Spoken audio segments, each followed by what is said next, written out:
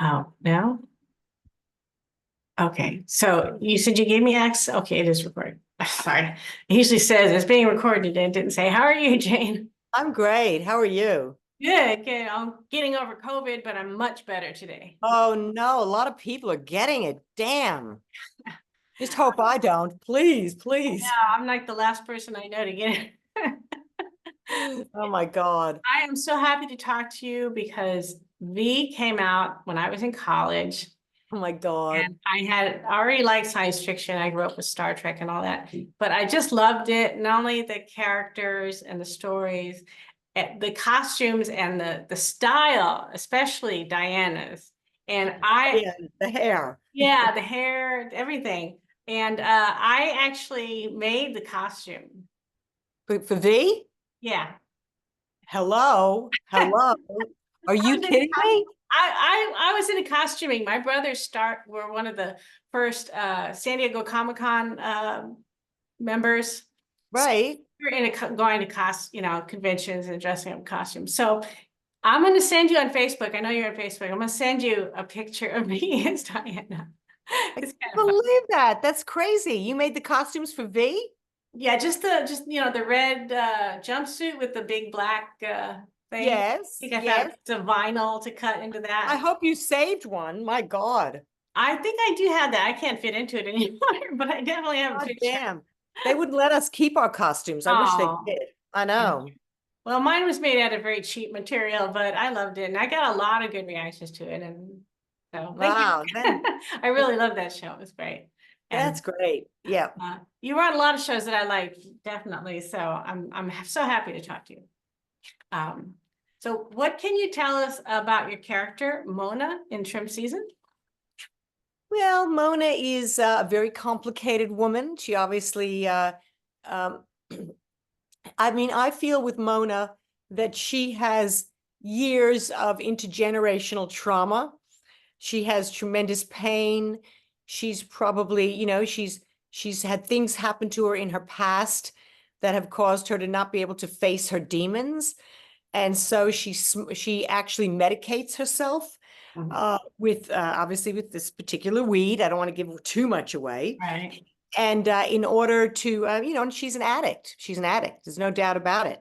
And so she does things that are not very nice in order to continue to, keep herself in abundance with her drug of choice. I'm trying to not say too much for the Right. No, I general public.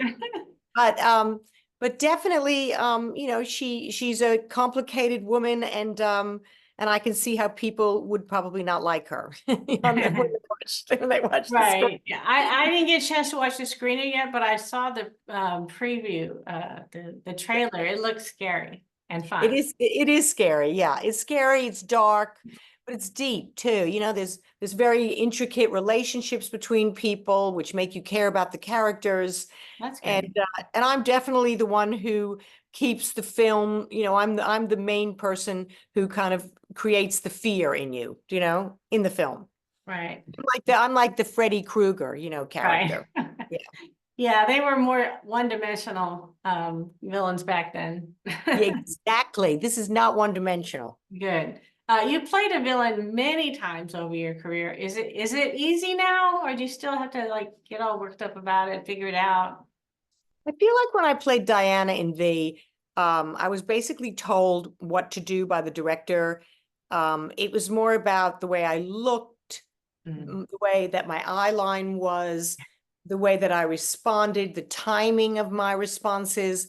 I don't remember doing a history of Diana or sitting down and doing any Right. deep thinking about where she was from or what drove her. I think now when I do a character, I have to know all those answers. I have to know every single answer. It's not just Right. about the way I look or it has to Sure. be, yeah, it has to be much more complicated. So you work harder now than you did back then. Yes, I work much harder now. Yeah. You're not just a Just a, lizard eating rats or whatever that she did. not just a pretty face. No, right? So in this movie, how was it working with this cast of young people? Yeah, it was great for me because I love being surrounded by youth.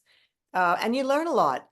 You know, what are the new acting? How are people acting? How are there techniques that are different from the way that I might be acting? Or and I kind of, you know, observed and slotted in, and you know, it's a very different sort of thing when you are the older actress Sure. working young. And I probably didn't hang out with the cast as much as they probably hung out with each other, just by the virtue of the role I played. I Mhm. wasn't, my character wouldn't have hung out with them.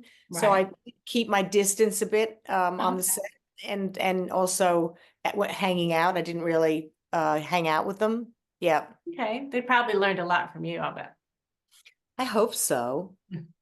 And does the movie have a lot of surprising twists and turns? Yeah, definitely. Yeah. Definitely. Yeah. Everything is not as obvious as it seems. One of those. No, I mean, there are definitely some things. I mean, it becomes very apparent very early on that I'm not who I appear to be. And so, but you're not quite sure where that's going to take the cast. And you know, they're all more the innocents who have come up to trim the marijuana bud. You know, they're all down and out. They need to make money. They come up to these very isolated property, no way to get out, and there's no phones, of course. That's what a horror Of film is course. about. And so you don't really know, you know something's going to happen, but you don't really know what is going to happen. And I think it's a bit shocking when you find out. Okay. And you've been in sci-fi, horror, soap operas, daytime and primetime, and other dramas. Is there a type of movie or show that you wish you'd done more of? Yes, comedy. Really? That's what I figured, but I wasn't sure how many, if you'd done any comedies at all, and I couldn't. Yeah, I've done like about 3 comedies. I did a comedy film here in LA Mhm. where I played a version of myself. It was called The Birthday Cake. Okay. And then I shot a comedy in Spain called Girls on Girls. It was like a big lesbian comedy that a very well-known Spanish director, and I Yeah. love that.